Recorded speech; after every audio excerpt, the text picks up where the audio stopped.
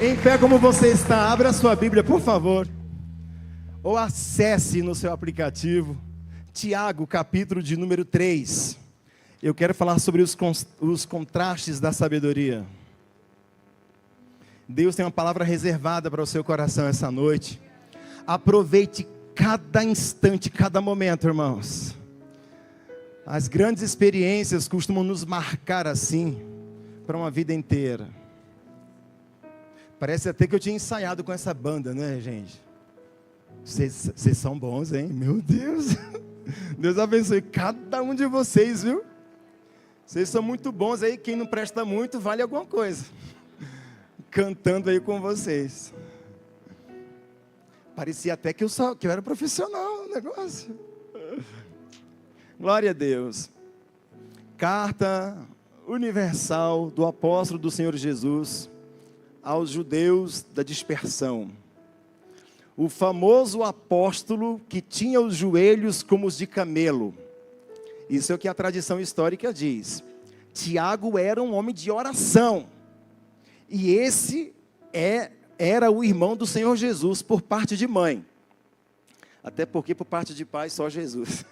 Só Jesus. Mas esse Tiago é o irmão do Senhor Jesus.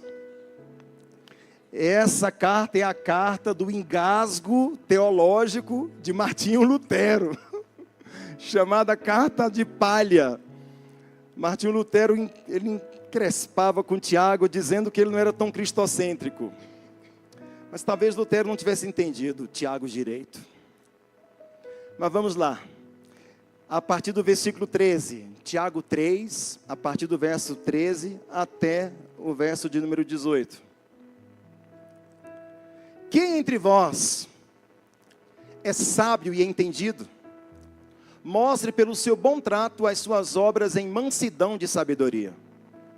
Mas se tendes amarga inveja e sentimento faccioso ou contencioso em vosso coração, não vos glorieis nem mintais contra a verdade.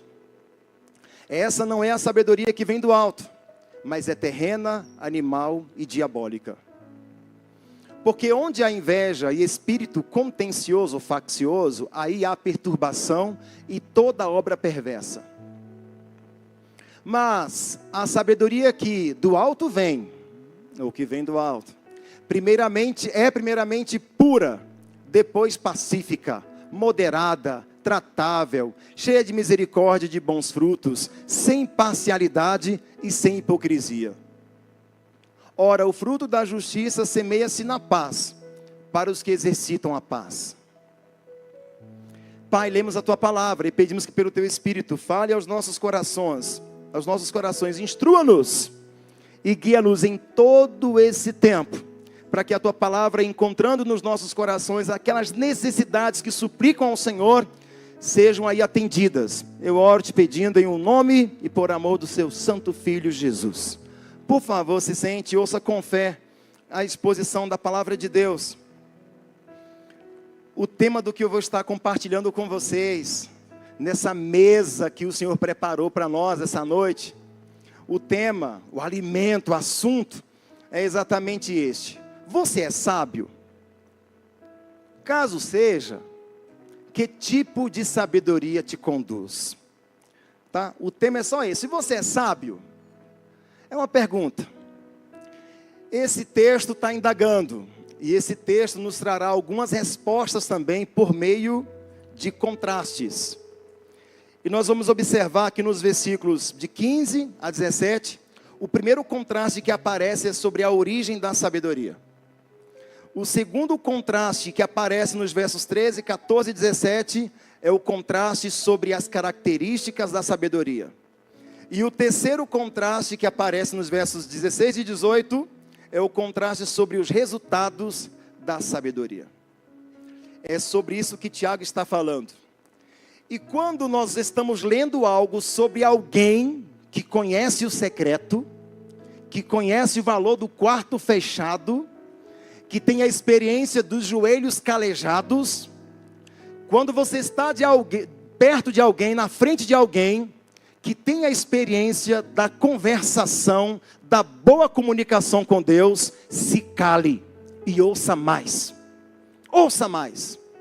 Porque quem muito fala com Deus, muito tem o que transmitir da parte de Deus. Até porque, irmãos, orar, na superficialidade, no rasinho do entendimento, orar é conversar com Deus.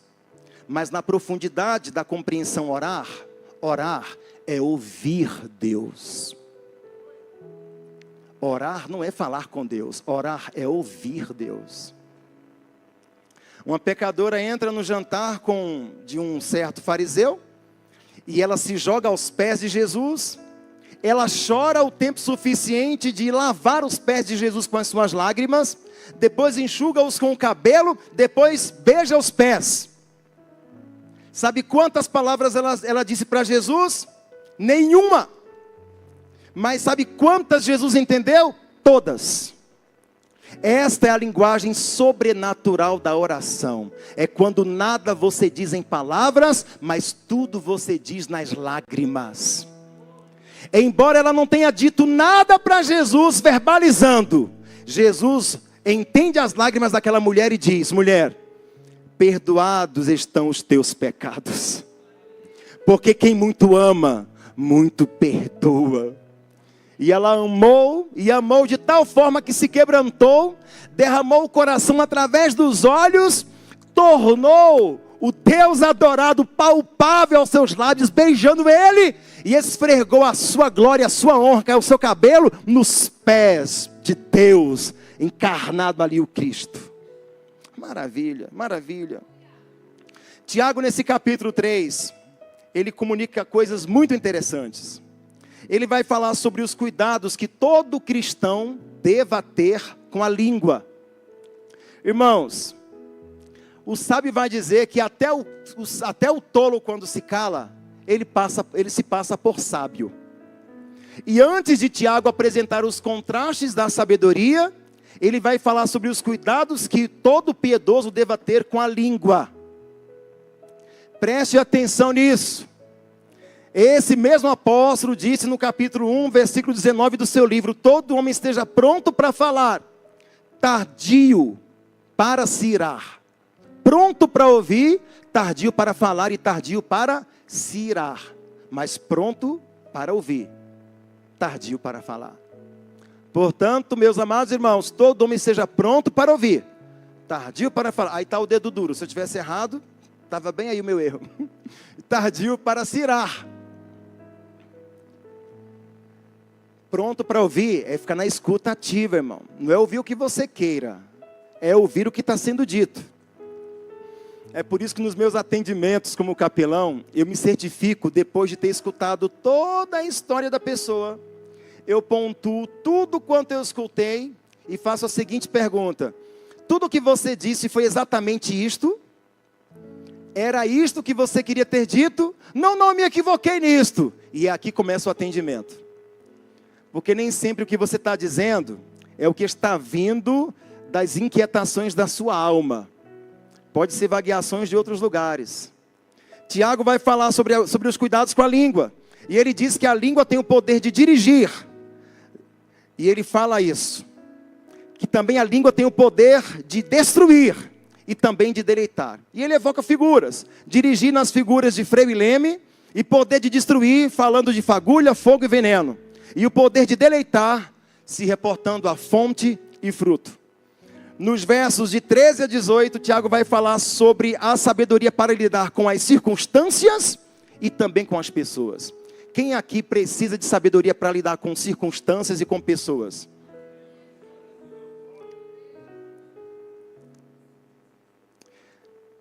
Eu tinha 37 anos e estava pesando mais de 100 quilos. E aí estava difícil. Bebia muito refrigerante, consumia muito açúcar, comia muito carboidrato, eu era endemoniado no carboidrato. Vestia 46, quase 48. Vestia GG. E até o pé ficou grande, inchado, não cabia em qualquer sapato. E eu tinha que fazer a foto para a capa do álbum que eu iria lançar, Quebra-Cabeça. Eu falei, gordo do jeito que eu tô, eu não vou caber numa capa só. Vai ter que ser... Eu acho que a foto... E fiquei brincando comigo mesmo. Mas eu estou colocando isso para contextualizar algo para vocês. Eu sou muito honesto no que eu acredito, no que eu estudo, no que eu aprendo. E eu estava estudando sobre as disciplinas básicas da vida cristã. Disciplinas quais? Vida de oração, vida de boas obras, vida de jejum, vida devocional. Essas 4 disciplinas, a importância de orar, a importância de exercer boas obras, a importância de ler as Escrituras, de jejuar. Então eu fui estudar a respeito do jejum. E eu percebi que todas as pessoas que praticam o jejum, são pessoas que o seu físico demonstra saúde. E o jejum tem um poder de ativar a concentração, e de fragilizar você para receber revelações de Deus, e você fica muito focado. Valores como perseverança, determinação, constância, fazem parte de uma disciplina rígida com você, e essas coisas movimentam você. E eles falavam disso, e eu pensava que era utopia. Falei, essa coisa ilusória. Mas eu estava estudando sobre as disciplinas que eu iria aplicar à igreja, e eu pensei que iria falar um dia sobre jejum. E eu fiquei um mês inteiro falando sobre jejum. E desafiei a igreja a jejuar comigo. Só sacrificando o jantar. E não se alimentando de nada à noite. Não comendo nada à noite. Irmãos, o financeiro da igreja melhorou. Alguns irmãos deram testemunho que conseguiu economizar muito. E eles também eliminaram uma boa quantidade de quilos. Eu desci dos 3 dígitos, fui para 91, 92. No mês de novembro inteiro de 2017, comecei isso. Pregando sobre o jejum e jejuando. Pedro diz isso. Fale aos bispos, aos presbíteros da igreja, que não só preguem o que vivam, mas vivam também o que pregue. Irmãos, o que você prega não deve ser teórico, tem que ser prático. Se a palavra de Deus só é teoria na sua mente, você é um demagogo. Jesus disse, ai de vós, escribas e fariseus hipócritas. E essa palavra hipócrita é de um ator péssimo, que não tem a coragem, não tem o profissionalismo de exibir na face, então coloca máscaras. E se esconde por trás de uma máscara alegre, com um sorrisinho. Triste, com um olhinho triste. E Jesus está dizendo que pessoas hipócritas se escondem por trás de algo. Elas querem mostrar o que não são. E quando você prega a verdade, você tem que estar de cara limpa. Para que a verdade pregada por você, ainda que calado, esteja gritando, esteja falando. Comecei a jejuar. Desci de 46 para 38 de cintura. Calçava 42, passei a calçar 41. Vestia GG, XL. Passei a vestir PP. P. E ganhei uma mulher ainda mais feliz. Um pouquinho ciumenta, mas feliz. E a autoestima do profeta ficou elevada, irmãos. Tive que orar depois para Deus me livrar de mim. Fiquei vaidoso demais. Alguns ainda dizem, cuidado com a vaidade. Porque eu estou me vestindo melhor. Estou treinando na academia. Parecem uns músculozinhos. Mas o melhor de tudo é a saúde que você tem. E a honestidade para aquilo que você está pregando. Eu canto verdades das minhas canções, que eu, com o corpo que estava, contrariava a verdade pregada. E se não for verdade o que você está cantando, o que você está pregando, não vai tocar a vida de ninguém. Porque também não tocou a sua, não mudou a sua. Irmãos, Jesus é a autoridade da sua própria mensagem. Ninguém vai validar a mensagem de Jesus. Tudo quanto ele diz é verdade, porque ele é a verdade. Observe nos evangelhos quando Jesus disse, em verdade vos digo. Essa expressão no grego é curiosa, porque é em verdade, na verdade vos digo. Tudo que você deva viver, tudo que você deva pregar, deva partir dessa transparência e desse compromisso honesto da verdade, com a verdade. E olha que quando você prega a verdade, você é desafiado a viver nela. E por vezes você sangra por ter que viver nela. E você vai viver tantas situações que depois irão confirmar se você vive na verdade ou se está fora dela. João elogia um discípulo seu, Ágabo, e ele diz: a verdade dá testemunho de você. Olha que coisa linda isso, irmãos. Que coisa poderosa. A verdade dá testemunho de você. Eu quero profetizar isso na sua vida. Que o seu caráter honesto seja tão transparente, tão latente, que outros digam isso de você. A verdade dá testemunho de quem você é. No nome de Jesus, a verdade dará testemunho seu. Vão dizer aquele ali. E para ilustrar, eu conto a historinha. Fui pregar no estado da Bahia, em Irecê. E uma missionariazinha muito humilde, só tinha um dentinho na frente, ela ria com a mãozinha na boca, com vergonha. E na casa dela, ô feijãozinho bom, irmãos. Comidinha de vó, sabe, que delícia. E ela disse: pastor Marcílio, eu aprendi uma coisa com o meu Deus, com o meu Deuso. Eu aprendi que a vida do cristão está no muro do seu vizinho. Eu falei: como é isso, irmã? É, porque se o vizinho da direita, da esquerda, da frente e de trás disser que você é crente mesmo. Mas se algum vizinho disser: para mim ser crente igual fulano, eu prefiro ir para o inferno, esse crente tem que se converter de novo. Ele tem que aceitar, tem que nascer de novo, tem que aceitar Jesus de novo. E é verdade, irmãos. A Bíblia diz que nós somos sal da terra, luz do mundo e carta lida pelos ímpios. O seu muro tem que testificar do seu caráter. O seu vizinho tem que validar a sua fé, a sua prática. É importante isso. Outra coisa que essa missionária falou: chega aqui, meu filho. E eu levantei assim o joelho, ela passou a mão aqui e disse: poderia estar mais durinho. E ela disse: olha, meu filho, calo seco nos joelhos, coração quebrantado, olhos marejados nas lágrimas. Mas joelhinho lisinho sem calo, coração duro e olho seco. Esse é o segredo do sucesso ministerial de alguém. O que é que eu vou falar diante de uma sabedoria dessa, meus irmãos? Eu me rendo e eu digo: louvado seja Deus. Obrigado, Senhor, por ter escutado isso dessa senhora. Diante de pessoas que têm joelhos calejados na oração e olhos experimentados nas lágrimas, se cale para ouvir o conselho de Deus. Essas pessoas carregam do eterno o que pode ser derramado no seu coração. Por isso não resista, abrace e receba. Tiago vai falar sobre sabedoria para lidar com pessoas e circunstâncias. Tiago diz que podemos pedir sabedoria para Deus. Digamos que Tiago é o Provérbios do Novo Testamento. No Antigo Testamento a gente tem um livro de sabedoria, que é o livro dos Provérbios.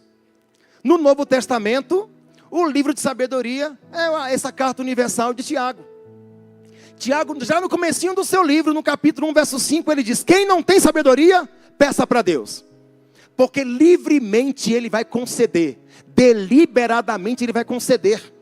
Ô irmãos, oi. E se algum de vós tem falta de sabedoria, peça a Deus, que a todos dá liberalmente, não lança em rosto, e ser-lhe-á dado. Além de Deus dar, Ele não vai dizer: viu, fui eu quem te dei. Ele vai dar e você vai resultar nessa sabedoria. Agora, sabe qual é o grande problema? Por vezes de joelhos estamos pedindo a Deus o que Deus não nos quer dar. Mas quando pedimos a Deus o que Deus quer nos entregar, olha o que acontece. Já que o mídia quer me ajudar, me ajude aí. Primeira Epístola de João, capítulo 5, versículos 14 e 15. Esta é a confiança que temos nele, diz o apóstolo. Tiago está dizendo: peça para Deus, e Ele deliberadamente vai dar para você. E quando você pede a Deus o que Deus quer dar a você, o que é que acontece? Acontece isso que esse texto diz. 1 João, capítulo 5, versículos 14 e 15. É porque a tradução que eu cito é uma, você aparece com outra, eu quero falar essa daí. E esta é a confiança que temos nele. Olha o que diz o texto. Se pedirmos alguma coisa segundo a sua vontade, ele... Olha o verso seguinte. E se sabemos que nos ouve em tudo o que pedimos, sabemos que alcançamos as petições que lhe fizermos.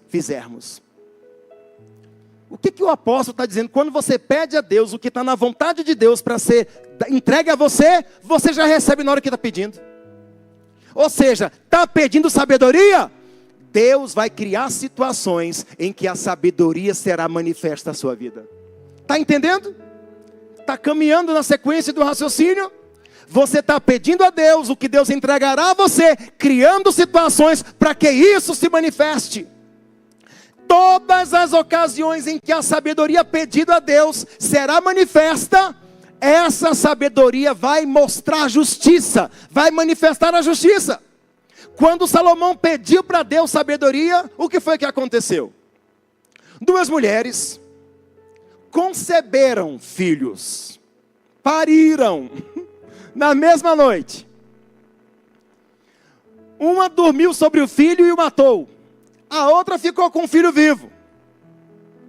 A outra, a bandida que matou o filho, dormindo sobre ele, pegou o filho morto e trocou pelo filho vivo da colega.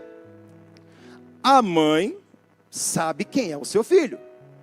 E quando a mãe despertou, olhou para aquele filho morto e disse: esse filho não é meu. Olhou para o filho vivo nos braços da colega e disse: esse aí é o meu. E a bandida do filho morto disse: não, eu estou colocando bandida para separar bem, tá? Porque ela foi mesmo. Esse aqui não, esse aqui não é o meu, esse aqui é o meu filho, o vivo é o meu, o morto é o seu. E ela: não, esse vivo com você é que é o meu, esse morto que é o seu. E essa questão foi trazida diante de Salomão, o rei. Salomão escutou a história da primeira, da outra, e então olhou. A sabedoria de Deus com Salomão manifestou a justiça. E você sabe que quando a sabedoria manifesta a justiça, ela desmascara os corações. Não tem como você sustentar a sua hipocrisia. Não tem como a sua mentira perdurar e se sustentar. A palavra de Deus diz que o rei falou ao soldado: pegue a espada, parte essa criança no meio e dá metade desse filho vivo para cada uma delas. A mãe verdadeira, no íntimo do ser, disse: não, rei, meu senhor, melhor meu filho vivo com ela, do que ele aos pedaços comigo. O rei disse: soldado, pega essa criança, essa é a mãe do filho vivo. Oh, glória a Deus!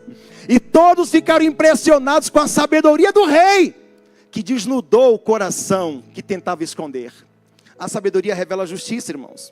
O rei Salomão já tinha feito esse pedido, e Deus criou situações para que a sabedoria fosse revelada, e assim foi.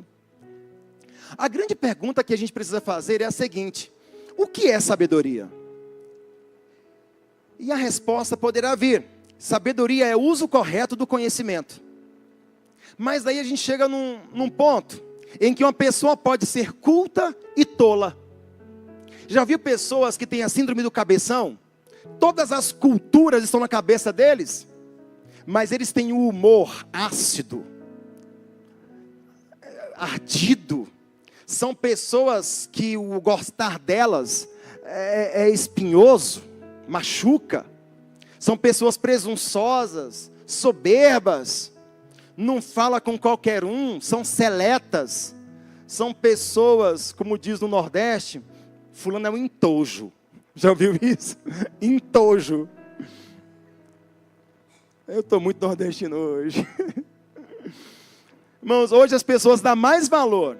Hoje as pessoas dão mais valor à inteligência emocional do que à inteligência intelectual. São mais procurados no mercado de trabalho pessoas que sabem lidar com situações difíceis do que com pessoas que são muito sabidas, muito conhecedoras. Porque o que adianta você ser um cabeção no conhecimento, mas ter um coração desequilibrado? E por qualquer situação, estupim curto, você está dando na cara do outro. Não sabe lidar com as pessoas. Uma pessoa pode ter muito conhecimento e não saber se relacionar com as pessoas. Ela pode saber muito e não saber viver com ela e com os outros. Sabedoria é também olhar para a vida com o olhar de Deus. E a pergunta mais sábia que eu penso já ter escutado seria essa: em meus passos, o que faria Jesus? Porque aí compromete a fé. Em meus passos, tem um livro com esse título, e o conteúdo desse livro é Charles Swindoll, se não me engano, o autor, comunica muito, fala muito, nos leva a refletir muito. Porque se a sabedoria, no seu aspecto geral, já denota o controle do conhecimento, a arte de você manipular e controlar coisas que você domina, quando você traz para o ambiente cristão, para o nosso ambiente, sabedoria é se parecer com Jesus.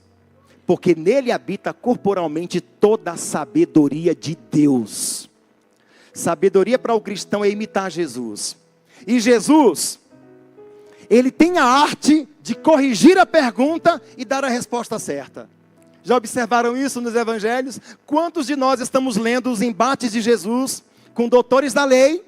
E os doutores da lei trazem um assunto para Jesus, e Jesus pega o assunto deles, corrige a pergunta e dá a resposta verdadeira, dá a resposta certa. Já perceberam que ele faz isso? E ilustrando o que Jesus faz é isso. Se você tenta lidar com a serpente na terra, a serpente prevalecerá sobre você, porque é o lugar de domínio dela. Mas se a águia pega a serpente do chão e traz para usares no seu lugar de domínio, aqui a águia prevalece sobre a serpente, porque é o seu campo de domínio. E sabedoria é você trazer qualquer questão para o seu campo de domínio, e aqui você exercer o controle. É isso que Jesus faz. Pessoas vêm fazer perguntas para Jesus. A exemplo, Jesus se encontra com a mulher samaritana em João 4, no Evangelho de João, no capítulo 4. Jesus se encontra com ela e pede para ela: dá-me de beber. E a mulher oferece hostilidade para Jesus. Como pode? Você é judeu, eu samaritana, você pedindo água para mim? Estava tudo errado na cabeça dela. Também não era o horário certo para que ela estivesse ali. E ainda é errado Jesus, um homem pedindo água para a mulher. Então ela oferece para Jesus o que está no coração dela. O sofrimento com rejeição na figura machista. E também um problema de gerações anteriores. Questões de discriminações. Samaritanos e judeus não se davam bem. Havia uma briga ali geracional. Uma briga de tempos. E Jesus converte aquela situação num campo de evangelismo. Evangeliza a mulher perguntando sobre água. E ele diz para ela: se conheceras o dom de Deus, se soubesses quem te pede de beber, tu era quem pediria. Jesus chega mostrando uma aparente necessidade, mas na conclusão do assunto, quem de fato precisava não era Jesus, era a samaritana. Vocês entenderam o que Jesus fez? Ele entra no contexto dela, se fragilizando, para mostrar que o fragilizado era ela, muda a história dela e torna ela a missionária mais importante de Samaria. Quando ele envia os 70, ele diz: poupe Samaria e percorra toda a terra, porque a samaritana já tinha dado conta de Samaria para Jesus. Jesus destrancou nela uma fonte de águas vivas. Converteu o coração dela e se tornou a razão da vida dela. Meu Deus. Sabedoria é isso, irmãos. É você saber discernir o outro a partir do outro. Não a partir dos seus pressupostos. Não a partir do que você conclui, mas quem de fato eles são. E aí você vai observar que o primeiro contraste aparece aqui, nos versículos 15 e 17. Tiago está contrastando dois diferentes tipos de sabedoria: a da terra e a do céu. Olha o que Tiago diz. E a pergunta deva insistir: que tipo de sabedoria está conduzindo a nossa vida? A sabedoria do alto, que vem de Deus, ou a sabedoria da terra? Você está debaixo de que controle, de que domínio? Porque aquilo que você conhece, aquilo que você controla, aquilo que você domina, vai exercer, vai aparecer, vai ser manifesto na sua prática, no seu cotidiano, nos seus relacionamentos. Aquilo que você crê formata você, define você. É tanto que vida eterna é acreditar. João 17, versículo 3 diz que vida eterna é crer. Simples assim? É, simples assim. A questão é crer em quem? E a partir do crer em quem, o que isso está resultando em quem também? Olha, e a vida eterna é esta, que te conheçam a ti como único Deus e a Jesus Cristo, a quem enviastes. Creia a partir disso. Conhecendo e crendo e conhecendo. Que tipo de sabedoria está governando sua vida? Os frutos desse estilo de vida está glorificando a Deus? A fonte que jorra do seu coração, ela está jorrando com coerência? O que é doce, o que é salgado, é salgado? Da mesma fonte está jorrando diferentes sabores, diferentes coisas. Da mesma árvore, diferentes frutos. Tiago está dizendo que é uma sabedoria que vem do alto e outra que vem da terra. Há uma sabedoria que vem de Deus e outra engendrada pelo próprio homem. E a Bíblia vai trazer no seu panorama geral exemplos da sabedoria do homem e da sabedoria de Deus. A Torre de Babel parecia ser um projeto sábio, mas terminou em fracasso e confusão. E era a sabedoria do homem aqui. Pareceu sábio Abraão descer do Egito em tempo de fome em Canaã, mas os resultados provaram o contrário. O rei Saul pensou que estava sendo sábio quando colocou a sua armadura em Davi. Foi o que pregamos na manhã de hoje. E Davi tirou aquilo de sobre si e andou na naturalidade de um pastorzinho de ovelhas. Os discípulos pensaram que estavam sendo sábios quando despediram a multidão no deserto. Mas o plano de Cristo era alimentá-las por meio deles. Por vezes a gente acha que está sendo sábio em coisas e abafando. E Deus está reprovando. Tem coisas que a gente está endemonizando, atribuindo a demônios. E é Deus quem está resistindo. Tem obras que a gente está fazendo e Deus está com a mão no nosso peito resistindo. Porque tem soberba, tem motivações erradas ali. E Deus quer fazer você refletir para glorificar a Ele. Deus resiste ao soberbo, mas dá graça ao humilde. Os expertos em viagens marítimas pensaram que era sábio viajar para Roma e por isso não ouviram os conselhos de Paulo. E o que aconteceu? Fracassaram. A sabedoria da terra, observe bem, o texto bíblico diz que ela tem 3 características. Você acha que algo é confiável tendo 3 origens nas suas características? Ela tem 3 características na sua origem: terrena, animal, ou seja, não espiritual, e diabólica, demoníaca, diz o texto. Tiago está dizendo que a sabedoria da terra tem 3 fontes procedentes. A sabedoria da terra, ela é uma sabedoria terrena, animal e diabólica. Como é que é confiável uma sabedoria dessa? A sabedoria terrena é a sabedoria deste mundo. E Paulo vai dizer que essa sabedoria, ela é contrária, ela é loucura aos olhos de Deus. A sabedoria terrena é tolice para o mundo. E a sabedoria do mundo é tolice para Deus. A sabedoria do homem vem da razão, enquanto a sabedoria de Deus vem da revelação. A sabedoria do homem desemboca no fracasso, a sabedoria de Deus dura para sempre. A sabedoria do homem perpassa pelos seus pressupostos. É aquilo que ele conclui. É dentro do que é limitado ao seu entendimento. É aquilo que está diante dele. É diante de estatísticas, de cálculos, de coisas precisas. E ele se move por conta disso. E a gente vai ver algumas aberrações na história. Quando alguém, para asseverar a segurança do navio feito, Titanic, vem dizer, nem Deus afunda esse navio. Vocês escutaram isso? Isso aqui é a loucura da sabedoria terrena. O homem faz algo tão talhado, tão perfeito, que quer sobrepujar o saber de Deus naquilo que ele fez. Lembra de Nabucodonosor? Vendo todo o seu império, olha, o grande império que eu construí, a grande Babilônia. E Deus colocou ele para pastar, literalmente para comer mato. Até que ele olhou para os céus e entendeu que Deus é quem reina. Irmão, sabedoria precede humildade. E a sabedoria de Deus precede a humildade, porque a sabedoria terrena precede a arrogância, a prepotência, e diante disso vem a desgraça. Alguém já disse que humildade e orgulho são extremos de uma mesma vara.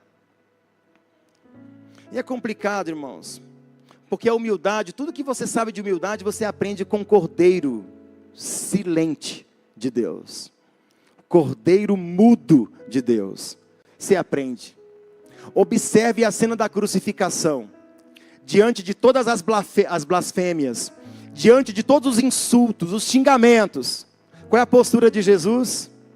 Ele não se justifica. Eu na minha adolescência, meus pais adulteraram, os dois adulteraram, e a família foi desfacelada. Meu pai nos trouxe para Brasília, e aqui ele me deu uma madrasta, má mesmo, uma maldrasta, e eu padeci muito nessa família, a ponto de, por causa da minha fé, ser expulso da casa do meu pai. E passei a morar em várias casas de famílias. Numa dessas casas eu conheci essa senhora de oração ali. Levanta a mão, senhorinha de oração. A irmã Aparecida Fernandes. Conheci ela, e ela tem 4 filhas. Daniele, Camila, Luciana e Gabriele. A Daniele é a mais velha, a mais bonita das 4. Se tornou minha amiga. Depois minha namorada. Depois noiva. Depois esposa. E agora casados há 23 anos... E mãe desse garoto lindo, tecladista ali, ó. 20 aninhos, barriga verde, coração inexperiente, solteiro. Não está na testa a plaquinha de procura-se, mas quem encontrar, se for mulher de Deus, e ama muito a Deus, e tiver caráter parecido com o de Jesus, pode levar. Mas se faltar isso, nem chegue perto. Está protegido pelas orações do pai dele. Está imune às Jezabéis, às Dalilas, às fulaninhas, às primas. Quem vai chegar perto é a irmã. Não tem negócio de prima não. Entendedores entenderão.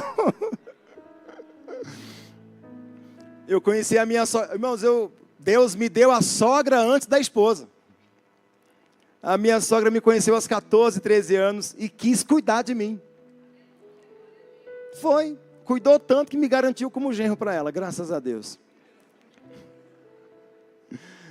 E na família dela uma ciumeira absurda, porque todo mundo acha que ela prefere a gente, embora seja verdade. Mas o que acontece? Eu estou contando isso tudo para vocês entenderem como Deus vai agindo, como Deus vai operando, e com sabedoria vai guiando os seus passos, em situações que você... E eu morando em várias casas de famílias, e diante do meu sofrimento, em diversas situações injustas, eu sempre queria me justificar. E numa dessas casas, uma irmã disse: Marcílio, para de se justificar. Se você se justifica no seu sofrimento, Deus não vai defender você. Mas é injusto, é mentira o que estão falando. Eu morei em casas que os filhos das donas dessas casas colocavam revistas eróticas debaixo do travesseiro e dizia para os pais: olha aí, ó, olha o que está debaixo do travesseiro dele. Eu falei: mas não é verdade, eu não fico vendo essas coisas. Aí por causa disso eu era expulso de uma casa. Porque, camarada, vendo revista assim, essas coisas, tem meninas aqui dentro de casa, o que esse cara não vai fazer depois? Falei: a senhora está certa, se eu fizesse isso, a senhora tinha que mandar embora mesmo. Ela: pois vá. Eu falei: então eu vou, mas não fiz isso não. E era sofrido, irmão, situações como essas, em que eu era injustiçado, e eu dizia: mas eu não fiz. Marcílio, cale a boca, não se justifica. Eu falei: tá bom. Aí depois você vai olhar para a cena da crucificação, e por incrível que pareça, a sabedoria está em você ficar calado diante da afronta, diante da ofensa. Se você abre a boca, você tira Deus de cena, e você se torna Deus na situação para se justificar. Se você se calar, a justiça de Deus será triunfante sobre você. Vai defender a sua causa. E Deus, na defesa do justo, até mata. Na defesa do justo, Deus até mata. Mas o justo tem que aguentar calado no seu sofrimento. O seu silêncio vai provocar o grito de Deus. Nas injustiças sofridas, o teu sofrimento vai provocar o grito de Deus. Quantas vezes injustiçado em tantas casas que morei. Mas para todas essas casas hoje eu tenho porta aberta para voltar e ser recebido como missionário, porque tenho testemunho cristão e perdoei essas pessoas e vivo o cristianismo de verdade com elas. E elas dão testemunho do que me fizeram sofrer. Esse garoto é um homem de Deus. Aí depois Deus te confia sabedoria para entender que aquelas coisas todas formatavam você, faziam parte do teu crescimento, da tua maturidade, para o que você carrega hoje. Irmãos, sabedoria é você dar razão a Deus e não confiar, não se estribar no seu próprio conhecimento.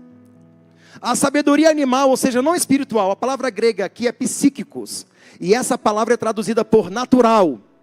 E Paulo fala dela lá em 1 Coríntios, no capítulo 2, verso 14, capítulo 15, verso 44 e 46.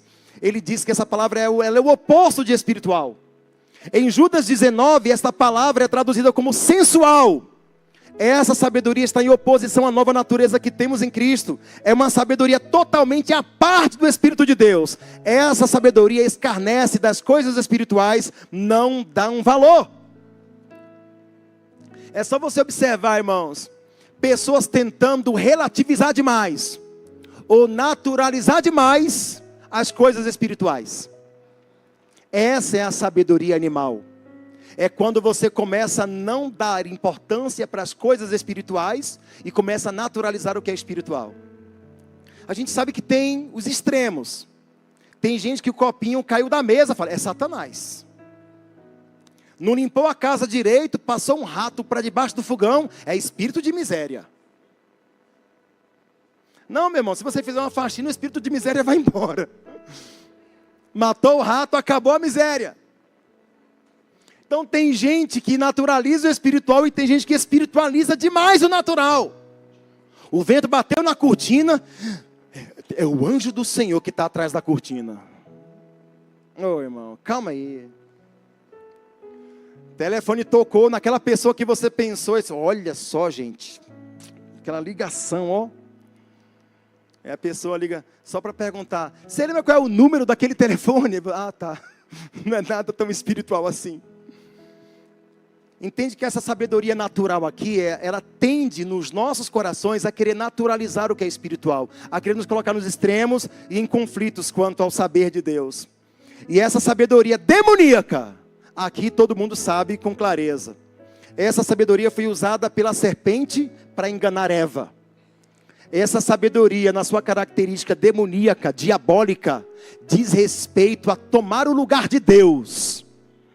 A serpente, para enganar Eva, induz Eva a querer ser igual a Deus. Mas eu já vi muitas pessoas dizendo que o diabo queria ser maior que Deus, e eu nunca encontrei um trecho bíblico que dissesse isso. Eu nunca encontrei um texto bíblico onde o diabo disse que faria um trono mais elevado que o de Deus. O texto bíblico diz que ele se eleva para ser igual a Deus. Ele quer ser do tamanho de Deus. Jamais ele conseguirá ir além, mas a ser como. E a serpente quer enganar Eva para que ela seja igual a Deus, fazendo descrer de Deus para crer nas mentiras do diabo. Aqui, essa sabedoria, escute isso. A sabedoria demoníaca é aquela sabedoria que líderes malignos e falsos nas suas motivações usam para manipular, controlar e dominar pessoas. Essa sabedoria maligna, a gente tem visto ela em telas de televisão aí. Manipulações absurdas. Controles, domínios. Estão entendendo bem? Vai dizer que essa é a sabedoria que vem de Deus? Sendo ela terrena, contrária ao que é espiritual? e demoníaca, resultando em manipulações, dominações e controles. Tem gente acabando com casamentos e gerando outros casamentos. Tem gente conduzindo pessoas a abismos. Quando você está diante do abismo, o passo seguinte é um passo atrás.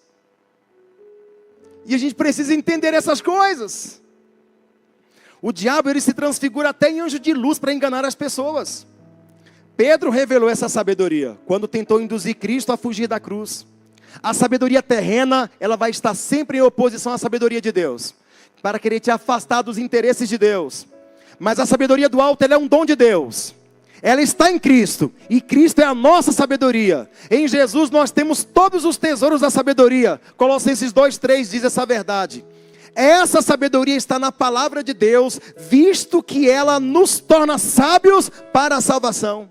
Ela nos é dada como resposta de oração. Observe que a sabedoria de Deus, ela vem do Pai das luzes. Ela vem de uma única fonte. Ela procede de um único lugar. E eu quero profetizar a sabedoria de Deus sobre a sua vida, em nome de Jesus. Deixa o Espírito ministrar no seu coração. Receba a sabedoria da parte de Deus. Receba a sabedoria para lidar com situações complicadas, complexas, difíceis. Receba a sabedoria para sair de embaraços emocionais. Receba a sabedoria para o passo acertado, para o passo seguinte. Receba a sabedoria para fazer negócios de sucesso. Receba a sabedoria para passar pela porta aberta de Deus. Receba a sabedoria para melhor viver e explorar a comunhão com Deus. Receba a sabedoria que reflita Jesus nas suas ações. Receba a sabedoria. Cabe um aplauso para Jesus aí.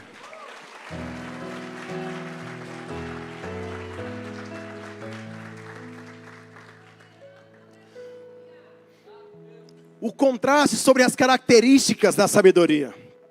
Já sabemos que as duas sabedorias procedem de origens radicalmente opostas. Vamos observar também que elas operam em caminhos diferentes. Qual é a evidência da falsa sabedoria? Está aí o versículo 14 e 15.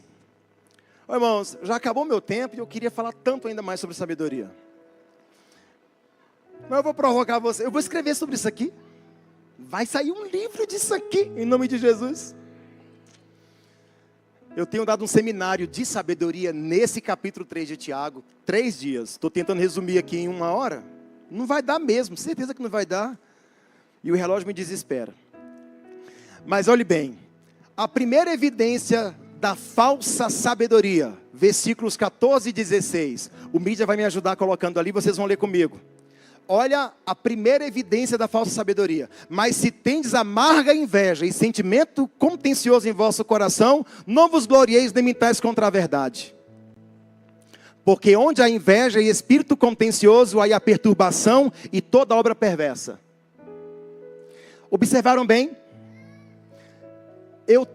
Pastor Arley, depois que ficar pronto eu te aviso. Mas eu vou elaborar um seminário só sobre inveja. Só sobre inveja. Essa infeliz, dessa desgraçada dessa inveja, já me prejudicou demais. A inveja do outro comigo. Agora, a inveja é curiosa, irmãos. A inveja é um pecado que quem tem, nunca confessa ter.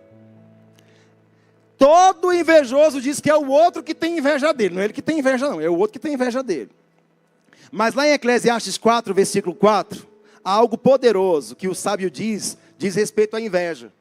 E depois que eu li isso, eu fiquei pensando, meu Deus, também vi eu que todo trabalho e toda destreza em obras traz ao homem a inveja do seu próximo. Também isto é vaidade e... Para tudo, sabe, vai dizer, isso é vaidade. Mas quando ele fala de inveja, ele fecha a aflição de espírito. E eu acabei de ler um livro do Zuenir Ventura, é uma literatura secular, Inveja, Mal Secreto. E a leitura desse livro me trouxe algo muito interessante. O autor, ele separa cobiça, ciúmes e inveja. Pastorzão, pega essa. Cobiça, ciúmes e inveja. Aí ele vai definir isso para que todo o trajeto do livro você entenda separando bem estas coisas. Ciúmes é querer manter o que se tem. Isso é óbvio. É você querer manter o que se tem. Cobiça é você querer o que não se tem. Inveja é você não querer que o outro tenha. Ciúmes, manter o que tem. Cobiça, querer o que não tem. Ciúmes, inveja, é não querer que o outro tenha. A inveja, ela pode se travestir de todos os 7 pecados capitais, os 6 pecados capitais, e se mascarar ali, e não ser ela. Caim mata Abel, e a gente sabe que o pecado é de homicídio que acontece. Mas a palavra vai revelar depois que o motivador foi inveja. Mas a palavra inveja não aparece no episódio do homicídio. Observaram bem? A inveja é tão bandida, a inveja é tão maligna, que a infeliz efetua coisa, executa coisa, mas ela se... Não fui eu, não tenho nada a ver com isso. E foi ela quem causou. Irmãos, o invejoso não aceita competição. O invejoso não aceita rivalidade. Ele quer anular o outro, quer acabar com o outro. Viu, pastor Ali? Quer acabar com o outro, porque o invejoso não quer que você rompa. A vitória do invejado sobre o invejoso é o sorriso dele, é a satisfação do invejado. E detalhe, escute isso. A inveja só costuma atingir o invejado quando este tem vínculo com o invejoso. Geralmente a inveja ocorre no meio dos melhores amigos e no seio da família. Olha José e os patriarcas. Olha Caim e Abel. Olha Paulo com os irmãos da igreja. Olha para a sua família. E o invejoso costuma ser, para a glória de Deus, dissimulado. Ele diz que tem a inveja. É só você aprender e ler depois as falas do invejoso. Quando você chega para dar um testemunho de alegria, e você vê alguém contristado com a sua vitória, passa de largo dele. Passa de largo dele. Deus me deu um carro, a igreja toda celebra, e você está caçando quem ficou triste com isso. Opa, sai de perto dele. Porque o invejoso não quer que você tenha. O invejoso não quer que você conquiste. E o que é que o que é que Tiago está dizendo aqui? Que a evidência da falsa sabedoria é amargurada inveja. Não é só inveja, irmãos. Tiago está dizendo que é uma amargurada inveja. Tem gente que se ofende com o seu sucesso. Tem gente que fica deprimido com a sua vitória. Tem gente que fica triste, não dorme direito por causa de você ter vencido. Ele conseguiu trabalho? Como pode? Não é possível. Como assim? Deus abriu a porta, Deus deu emprego, Deus trouxe a honra, Deus tirou da vergonha, e o invejoso que se exploda. Pode aplaudir Jesus.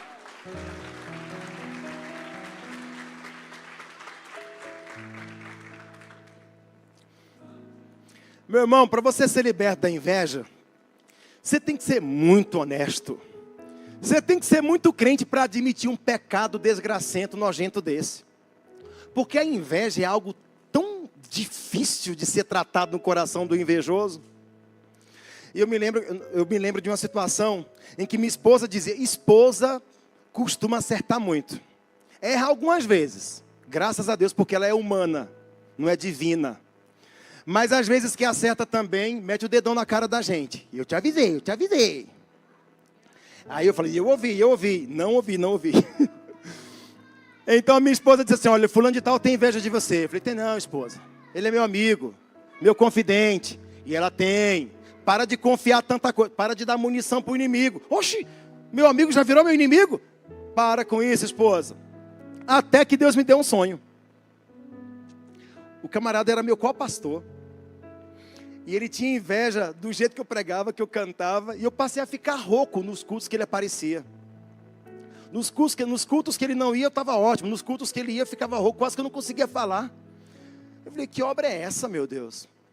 E perguntei a Deus o que era aquilo, e refletindo sobre o que fosse, tive um sonho, que eu estava numa casa linda, espelhada, arejada, aquelas coisas que só no sonho são possíveis. E aí esse camarada vinha amarrar o cadastro do meu sapato, quando o dedo dele tocava na minha pele, até no sonho eu sou chique, viu, irmão? Eu estava com sapato sem meia, no sonho. Eu estava com o sapato sem meia, e ele foi amarrar o cadastro do meu sapato. Quando o dedo dele tocou na minha pele, eu murchei e ele inchou. Eu falei, que isso? E eu olhei para ele e ele disse, eu agora sou você. Você não é ninguém, eu sou você. Eu falei, isso é inveja. Isso é inveja. Acordei do sonho, falei, esposa, esposa, esposa. A minha mulher me chama de nego e eu chamo ela de esposa. E eu falei, esposa, esposa, esposa. E ela, que foi? Você tem razão, você tinha razão. Fulano de tal tem mesmo inveja de mim. E Deus quer que eu quebre a aliança com ele. Deus quer que eu rompa a aliança com ele.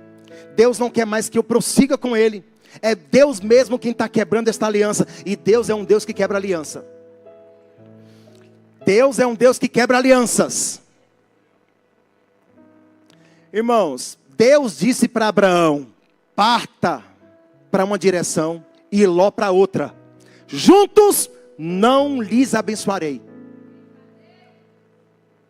Está na Bíblia ou não está na Bíblia isso?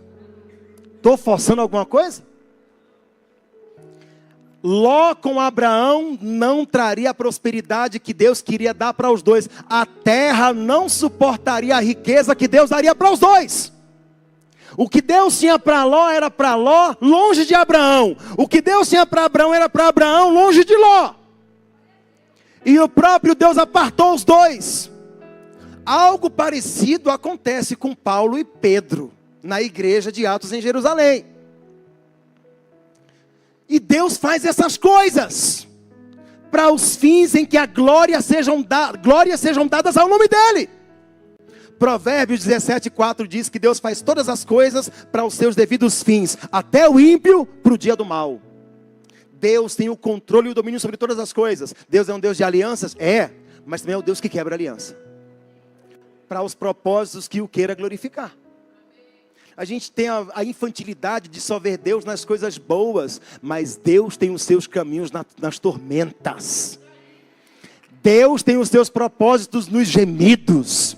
Deus tem os seus interesses nos sofrimentos. Deus sabe o que usar para te ensinar, para te instruir o coração. Hebreus 5, verso 8 diz que o Filho de Deus aprendeu por meio da obediência, por meio de tudo que sofreu.